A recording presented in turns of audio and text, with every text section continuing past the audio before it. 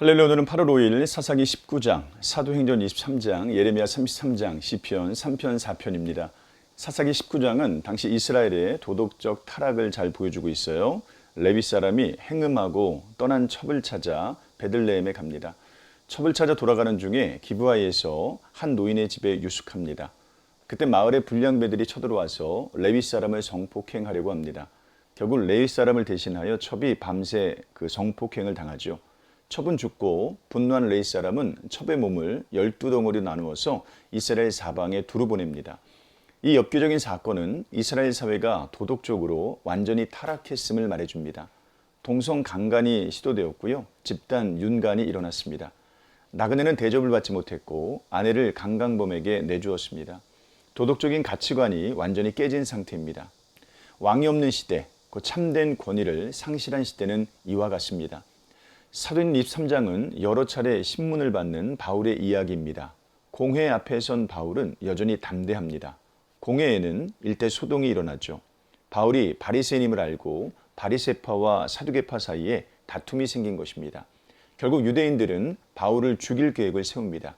이 계획은 천부장에게 전달되고 천부장은 로마의 시민인 바울을 보호합니다. 그리고 벨릭스 총독에게 보내죠. 이 혼란스러운 상황에서 가장 확실한 것이 하나 있습니다. 하나님의 말씀입니다.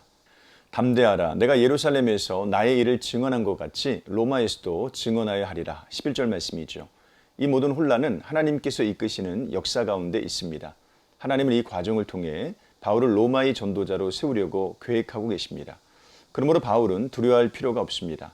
그 어떤 혼란도 우리를 두렵게 만들 수 없는 이유가 바로 여기에 있습니다. 하나님께서 역사와 인생을 지도하시기 때문이죠. 하나님은 항상 복된 계획을 갖고 일하십니다. 그러므로 혼란 앞에서 두려워하지 말고 하나님의 뜻을 찾으시길 바랍니다. 예레미야 33장은 한 번 더 회복을 약속하시는 하나님에 관한 이야기예요. 바울이 그러했던 것처럼 예레미야도 혼란 속에 있었습니다. 성 밖에는 바벨론 군대가 있어요. 성 안에는 적대하는 세력이 가득합니다. 그러나 이 혼란도 하나님께서 만들어 가시는 계획 가운데 있습니다. 하나님은 일을 행하시는 여호와, 그것을 만들며 성취하시는 여호와이십니다. 그 하나님께서 지금의 징계를 만드셨고 앞으로의 회복을 만드실 것입니다. 불길한 말씀도 이루어졌으니 선한 말씀도 이루어질 것입니다.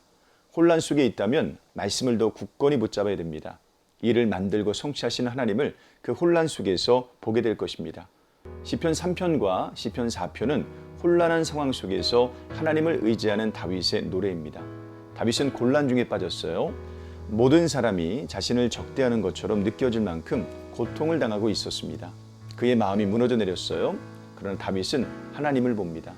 하나님을 보자 소망이 일어나고 용기가 생깁니다. 하나님은 그의 방패요, 영광이요, 구원이 되시기 때문입니다. 하나님이야말로 모든 것을 주관하십니다. 그 어떤 상황도 하나님을 뛰어넘을 수 없습니다. 하나님을 향해 마음을 세우십시오. 죽었던 마음이 살아날 것입니다. 오늘 하루도 이런 삶 사시기를 주님의 이름으로 축복합니다. 고맙습니다.